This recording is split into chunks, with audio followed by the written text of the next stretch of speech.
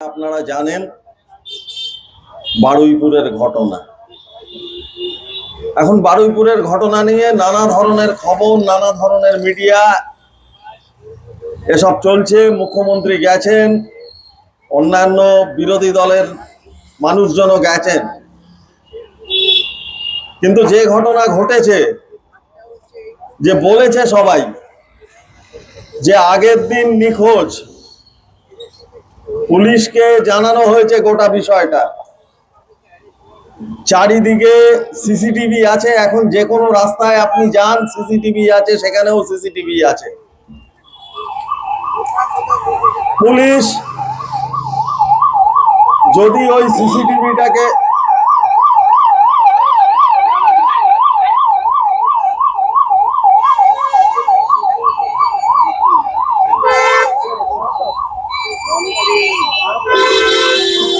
Police যদি ওই সিসিটিভিটাকে দেখতো, তাহলে নিঃসন্দেহে সেটাকে খুঁজে বার করে দেওয়া যেত। এবং এই ঘটনা আজকে নতুন নয়, আমরা জানি যাত্রাগাছিতে একই ঘটনা ঘটেছে। পুলিশকে বলা হয়েছে পুলিশ সিসিটিভি দেখেনি, ফলে একটা সরকারের পরিবর্তন হয়েছে, কিন্তু ব্যবস্থার কোনো পরিবর্তন হয়নি। যে তিমিরে আমরা ছিলাম সেই তিমিরেই আমরা রয়েছি। এবং একদিকে পুলিশের নিষ্ক্রিয়তা এবং অন্যদিকে শাসক দল, যেই শাসক দল হচ্ছে সেই ইন্টারভেনশন করছে গোটা বিষয়টাতে। এখানে কি দেখলাম? আমরা দেখলাম শাসক দলের একজন, তিনি পুলিশকে, যারা দোষী, গোটা এলাকার গ্রামবাসী হিন্দু মুসলিম নির্বিশেষে ওই সিসিটিভি দেখে শনাক্ত করে যাদেরকে পুলিশের হাতে তুলে দেওয়া হলো, সেই নেতা, সেই যারা অভিযুক্ত তাদেরকে ছেড়ে দিল।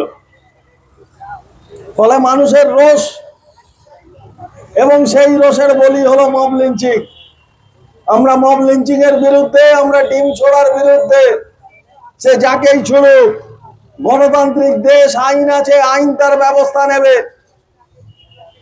কিন্তু এত নিষ্ক্রিয় প্রশাসন, সেই নিষ্ক্রিয়তার সুযোগে মব লিঞ্চিং করে একজন মারা গেল। ফলে গোটা ঘটনাটা পশ্চিমবঙ্গে মানুষের ধৈর্যের বাঁধ ভেঙে যাচ্ছে বারে বারে। ফলে আইন আছে, আদালত আছে, পুলিশ আছে, প্রশাসন আছে, তারা কি করছিল? আমাদের প্রশ্ন এই জায়গাটায়।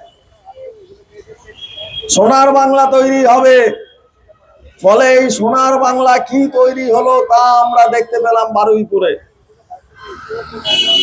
ফলে একটার পর একটা ঘটনা ঘটছে। কখনো রাজনীতির দম্ভে মেরে ফেলা হচ্ছে মহিলাদের, বাচ্চাদের, শিশুদের। কখনো দুর্নীতি জেনে যাচ্ছে বলে ধর্ষণ এবং খুন হচ্ছে।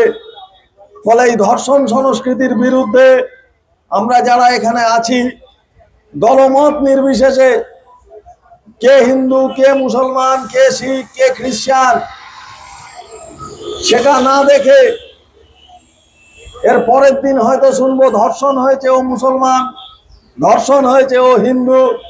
ফলে দলমত নির্বিশেষে এবং ধর্ম নির্বিশেষে আসুন আমরা এই ধর্ষণগুলোর প্রতিবাদ করি। আজকে যদি প্রতিবাদ না করি, সময় কিন্তু আগামী দিনে খুবই খারাপ আসছে। পশ্চিমবঙ্গে গুন্ডা দমন বিল পাস হয়েছে, গুন্ডা দমন বিল পাস হয়েছে পশ্চিমবঙ্গে। ভারতবর্ষের যা আইন আছে সেই আইনেই গুন্ডার ডেফিনেশন আছে। গুন্ডা দমন আইন করার সময় বলা হচ্ছে যে পশ্চিমবঙ্গে গুন্ডা থাকবে না, কিন্তু একই আমরা দেখলাম বারুইপুরে। গুন্ডা দমন বিল পাস হওয়ার পরেও বারুইপুরের ঘটনা আমাদেরকে লজ্জায় ফেলেছে। ফলে তাই আগামী দিনে এ লড়াই আরো বড়, এ লড়াই লড়তে হবে আমাদের, আর এ লড়াই জিততে হবে আমাদের। ফলে সমস্ত নারী নির্যাতন থেকে শুরু করে, নারী ধর্ষণ থেকে শুরু করে যা যা আছে, তার সমস্ত বিচার চাই আমরা। আর এর জন্য আমরা ভবিষ্যতে আবারও রাস্তায় নামবো, আবারও রাজপথে নামবো। এই কথা বলে সকলকে সংগ্রামী অভিনন্দন জানিয়ে আমি আমার বক্তব্য শেষ করছি।